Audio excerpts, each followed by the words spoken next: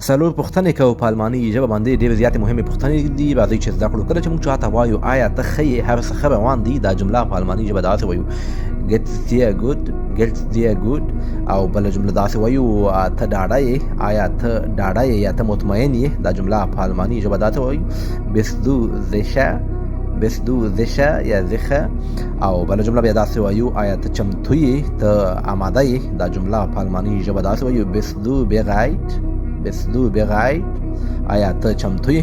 اخري جمله هم وایو او کله چې موږ چاته آیا ته بوخت یې، آیا ته مصروف یې، دا جمله په الماني ژبه داسې وایو bist du beschäftigt, bist du beschäftigt. آیا ته مصروف یې. کولی شئ دا جملې اصطلاحات او روانې خبرې زما د اکاونټ څخه زده کړئ. ستاسو د لایک، کمنټونو او فالو څخه مننه.